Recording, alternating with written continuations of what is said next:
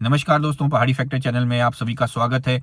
मैं आशा करता हूँ आप सब सुखी होंगे, स्वस्थ होंगे। आज मैं बात करने वाला हूँ, हमने सबने देखा कि एक हमारे भाई हैं जिन्होंने आत्महत्या कर ली, उनकी पत्नी ने उनके ऊपर झूठा केस किया था। तो उसी सीरीज़ की एक और अगली सीरीज़ की एक वीडियो है। आज मैं बात करने वाला हूँ प्रीनप्चुअल एग्रीमेंट के बारे में। ये एक ऐसा एग्रीमेंट है जो कुछ कंट्रीज़ के अंदर, कुछ देशों के अंदर ये होता है और एक बहुत ही यूनिक सिस्टम है, बहुत अच्छा सिस्टम है और इसे हमारे देश के अंदर जल्दी से जल्दी लागू कर देना चाहिए। क्योंकि अगर ये हमारे देश के अंदर आ जाएगा तो बहुत सारा जो समय जो बर्बाद हो रहा है कोर्ट कचहरियों का, जजेस का जो समय बर्बाद हो रहा है वो भी बचेगा। इससे जो लीगल करप्शन हो रही है वो भी रुकेगी और साथ ही साथ जो महिलाएं पतियों को तंग कर रही हैं वो भी कुछ हद तक कम होगा। तो पहले मैं आपको समझाता हूँ प्रीनप्चुअल एग्रीमेंट क्या चीज़ होती है। प्रीनप्चुअल एग्रीमेंट होता है कि शादी करने से पहले पति ग्रुप और पत्नी का जो वर्ग है, पति वर्ग और पत्नी वर्ग जो है, दोनों आपस में बैठ करके एक एग्रीमेंट साइन करते हैं, एक एग्रीमेंट बनाते हैं। उस एग्रीमेंट में ये लिखा जाता है कि आज हमारी शादी होने वाली है, आज हमारी शादी होगी तो हमारे जो रहने के ये टर्म्स एंड कंडीशंस हैं, इन टर्म्स एंड कंडीशंस पे हमारी शादी हो रही है। मैं इसके घर में जा रही हूँ या नहीं जा रही हूँ, जो भी है, ये पति आपके घर में आ रहा है, जो भी हो रहा है, जैसा भी हो रहा है उस एग्रीमेंट में लिखा जाएगा। कितना इसमें हम एक दूसरे को गिफ्ट दे रहे हैं वो गिफ्ट की पूरी सूची होगी। उस गिफ्ट में कितना अमाउंट खर्च हो रहा है वो होगा। शादी में कितना आप अमाउंट खर्च कर रहे हो, कितना पैसा खर्च कर रहे हो वो होगा। किसने कितना पैसा खर्च किया उसमें वो होगा। उसके सारे एविडेंस उसमें लगते हैं। और साथ में ये कहा जाता है कि अगर खुदा ना करे या भगवान ना करे, अगर कभी हम दोनों का डाइवोर्स हो, अगर हम कभी एक दूसरे से सेपरेट होना चाहें या अलग होना चाहें, तो उसकी हमारी कंडीशंस क्या क्या होंगी, क्या क्या कंडीशंस के साथ हम सेपरेट होंगे। कौन ये डिसाइड करेगा कि अब हमें सेपरेट हो जाना है, कौन ये डिसाइड करेगा कि अब हम साथ में नहीं रह सकते। साथ ही साथ उसमें ये सब लिखा जाता है कि जब हम सेपरेट होंगे तो हम किस तरीके से सेपरेट होंगे, कौन कितना पैसा हमने एक दूसरे को देना है, अगर कुछ देना है तो, अगर नहीं देना है तो वो भी उसमें लिखा जाएगा कि हम एक दूसरे से पैसा नहीं मांगेंगे, एक दूसरे से कोई क्लेम नहीं करेंगे, एक दूसरे के ऊपर किसी तरीके से कोई झूठा इल्जाम नहीं लगाएंगे, कोई किसी तरीके का जो है हम एक दूसरे को तंग नहीं करेंगे। वो सारा उस एग्रीमेंट के अंदर लिखा होता है। और जैसे ही अगर कोई डाइवोर्स की बात आए या कोई सेपरेशन की बात आए तो उस एग्रीमेंट को एग्जीक्यूट किया जाता है और उस एग्रीमेंट के तहत ही फिर जो है वो सारा फैसला कोर्ट कचहरियां करती हैं, अगर कोर्ट कचहरी के थ्रू ये फैसला हो तो।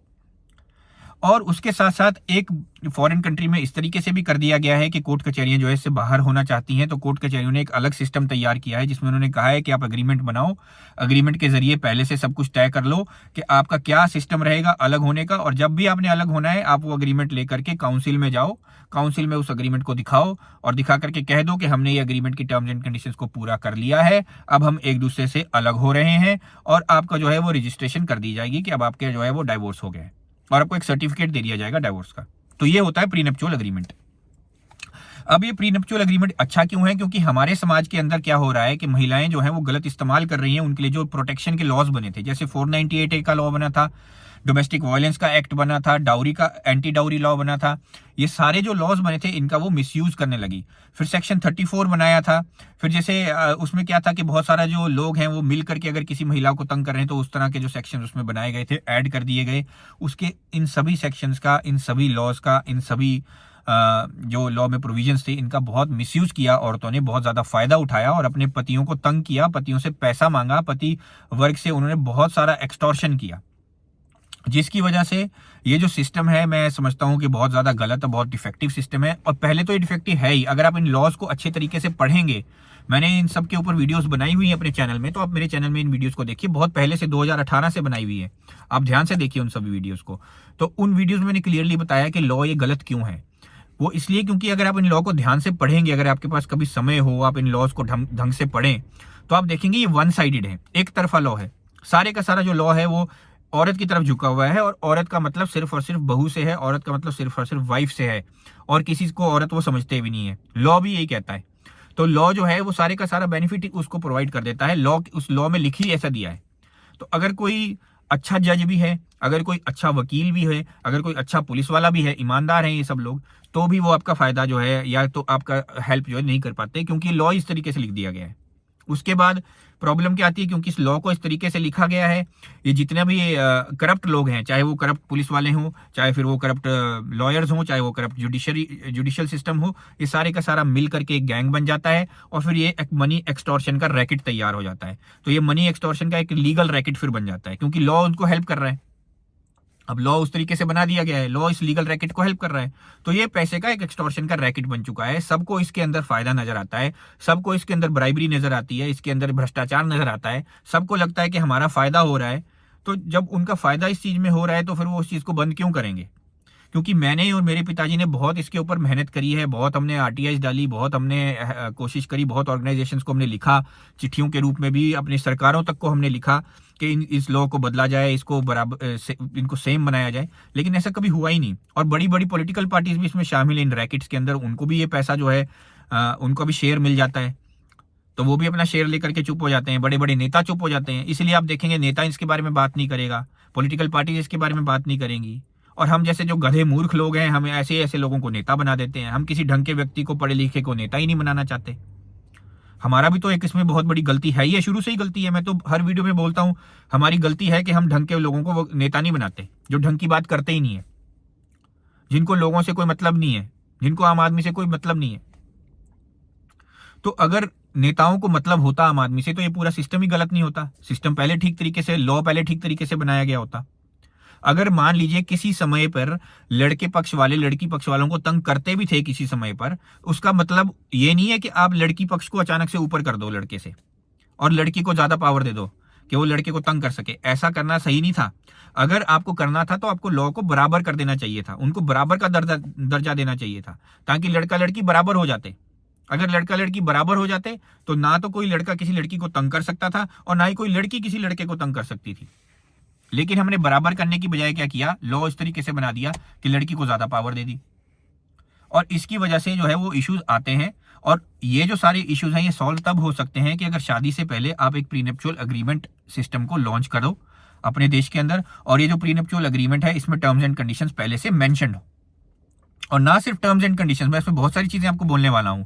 टर्म्स एंड कंडीशंस के साथ साथ उस अग्रीमेंट के अंदर हमें ये भी लिख देना चाहिए कि ये जो शादी हो रही है, इस शादी के दौरान कितना खर्चा किया जा रहा है, लड़का पक्ष कितना खर्चा कर रहा है, लड़की पक्ष कितना खर्चा कर रही है, शादी कहाँ पे की जा रही है, कौन कौन लोग शादी में मौजूद हैं, किन किन लोगों को बुलाया गया है, कितना इसमें गिफ्ट दिए गए हैं। क्योंकि कई बार क्या होता है ना कि लड़के पक्ष वाले, आजकल मैंने बहुत लड़के पक्ष वाले देखे हैं, मैंने अपनी शादी भी मेरी भी हुई है और बहुत मेरे अराउंड बहुत सारे मैंने लोग देखे हैं जिसमें लड़का पक्ष जो है अब दहेज के बिल्कुल खिलाफ है, सख्त खिलाफ है। मेरी खुद की भी बहन है और हम लोगों में परिवारों में लेडीज हैं, तो हम खुद भी ये नहीं चाहते कि ये दहेज प्रथा चले। तो बहुत से लोग जो है वो नहीं मांगते, दहेज भी नहीं मांगते, वो कहते हैं शादी भी सिंपल करो, बहुत सारी चीजें वो कहते हैं। लेकिन कई बार लड़की पक्ष वाले नहीं मानते, कई बार लड़की पक्ष वाले कहते हैं कि नहीं हमारे अरमान है, हम बड़ी बड़ी तरीके से शादी करना चाहते हैं, दिखावे वाली शादी करना चाहते हैं, बहुत उसमें पैसा हम खर्च करना चाहते हैं। तो इस तरह की चीजें जो है वो सब कुछ उस अग्रीमेंट में लिखा जाए कि कौन कितना खर्चा कर रहा है, कितने उसमें गिफ्ट्स दिए जा रहे हैं एक दूसरे को, कौन कौन से गिफ्ट दिए जा रहे हैं, कौन सी चीजें हैं जो लड़की ने अपने आप खरीदी है, कौन सी चीजें जो लड़का लड़की को दे रहा है, कौन सी ऐसी चीजें जो लड़की लड़के को दे रही है। ये सारी चीजें उसमें लिखी जाएंगी, चाहे वो गहने हो चाहे कुछ भी हो, सब कुछ उसमें लिखा जाए। और उसमें फिर बाद में ये भी लिखा जाए कि अगर फ्यूचर में अगर हम डाइवोर्स लेते हैं, अगर फ्यूचर में हम एक दूसरे के साथ नहीं रहना चाहते हैं, तो इन कंडीशंस के अंदर हम अलग हो जाएंगे और उसका जो फैसला है वो हम दोनों में से कोई भी एक पार्टी जो है कर सकती है कि भाई अब हमने साथ में नहीं रहना है। क्योंकि देखिए दो पार्टीज हैं, शादी हमेशा दो लोगों के साथ चलेगी। अगर दो में से कोई भी एक व्यक्ति ये कहता है कि भाई मुझे तू पसंद नहीं आ रहा या मैं तेरे साथ रहना नहीं चाहता, तो शादी तो आपकी वहीं टूट गई। उसको जबरदस्ती खींचने का कोई मतलब नहीं है, जबरदस्ती चलाने का भी कोई मतलब नहीं है। तो बड़ा क्लियरली उस प्रीनप्चुअल एग्रीमेंट में लिखा जाएगा कि भाई हम अलग कैसे होंगे, क्या हमारी टर्म्स एंड कंडीशंस होंगी, कौन किसको पैसा कितना देगा, किसको किसको कौन सा सामान वापस करना है, वो कौन से गिफ्ट एक दूसरे को वापस करने हैं, अगर करने हैं तो। अगर कोई ऐसा गिफ्ट है जो इस्तेमाल के बाद खराब हो जाता है तो फिर कितना पैसा भाई एक दूसरे को देना है, वो सारा उसमें लिखा जाए एग्रीमेंट में। और उसमें ये लिखा जाए कि अगर बच्चे होते हैं तो उस बच्चे को कौन रखेगा, और अगर दोनों ही मिलना चाहें, दोनों ही बच्चे के साथ रहना चाहें तो किस तरीके से होगा। क्या 1 महीना पत्नी के पास 1 महीना पति के पास बच्चा रहेगा, ऐसे करके उसको रखा जाएगा पूरे जिंदगी में। या फिर कभी पति आ गया है मिलने के लिए बच्चे को, या पत्नी आ गई है मिलने बच्चे को, उस तरीके से किया जाएगा। जिस भी तरीके से डिसीजन आप लोग ले रहे हैं वो सारे का सारा उस अग्रीमेंट में पहले ही लिखा जाएगा। और ये जो सारे का सारा जो अग्रीमेंट है, मेरे हिसाब से, क्योंकि ये प्रीनप्चुअल का पार्ट नहीं है लेकिन मैं फिर भी कहता हूँ मेरे हिसाब से क्या होना चाहिए, मेरे हिसाब से ये सारा कुछ जो है कोर्ट में होना चाहिए, ये सारा कुछ है जज के सामने होना चाहिए। या फिर अगर जज के सामने नहीं हो सकता तो मैजिस्ट्रेट के सामने ये होना चाहिए। शादी जो है मैजिस्ट्रेट के सामने होनी चाहिए, बिल्कुल मैजिस्ट्रेट में रजिस्टर्ड मैरिज की तरह ही शादी होनी चाहिए, जैसे कोर्ट मैरिज जिसे बोला जाता है उस तरीके से शादी होनी चाहिए। वहां पर शादी को रजिस्टर कराओ, ये प्रीनेप्चुअल एग्रीमेंट रजिस्टर कराओ, बताओ कि ये एग्रीमेंट है, इसके बेसिस पे शादी हो रही है। वो मैजिस्ट्रेट जो है उसके ऊपर अपना ठप्पा लगाए, मैजिस्ट्रेट उसको अटेस्ट करे कि हाँ भाई मेरे सामने ये सब कुछ हुआ है, ये एग्रीमेंट बना।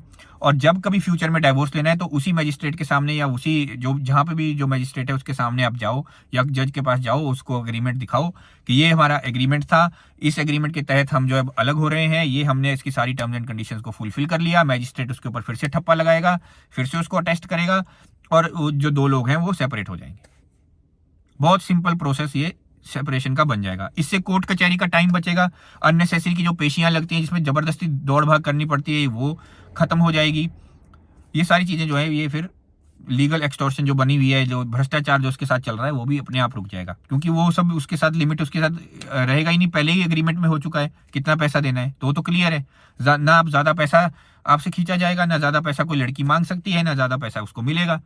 बच्चे की भी जो बात है वो उसमें क्लियर होगी कि कैसे कैसे रखना है, तो उस तरीके से बच्चा रखा जाएगा, तो उससे वो भी पहले से ही क्लियर हो चुका है। तो किसी का भी जो उसके अंदर जो हाथ है वो अपने आप रुक जाएगा। ये जो फेमिनिस्ट ग्रुप्स बने हैं इनका हाथ रुक जाएगा, जो भ्रष्ट पुलिस वाले हैं उनका हाथ रुक जाएगा, भ्रष्ट जो जितने भी वकील हैं उनका हाथ रुक जाएगा, भ्रष्ट जो जजेस हैं उनका भी हाथ रुक जाएगा। तो सब कास्ट में जो हाथ रुक जाएगा, भ्रष्ट जो नेता है उनका भी रुक जाएगा, भ्रष्ट पॉलिटिकल पार्टीज का भी रुक जाएगा और भ्रष्ट गवर्नमेंट्स का भी रुक जाएगा।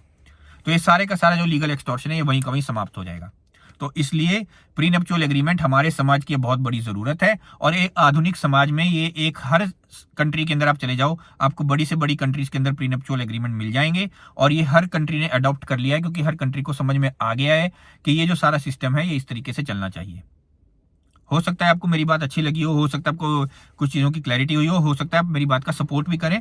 तो अपने नेताओं से, अपनी पॉलिटिकल पार्टी से, अपनी गवर्नमेंट से इस विषय के ऊपर ज़रूर बात करें। इसको सोचें कि किस तरीके से आप अपने नेताओं को समझाएंगे कि आपको ये सब चीज़ें चाहिए। सबसे बड़ी बात कि आप सही व्यक्ति को नेता बनाओ, नहीं तो आप जो है उन्नति नहीं कर सकते। मुझे सुनने के लिए धन्यवाद। आपका दिन शुभ हो।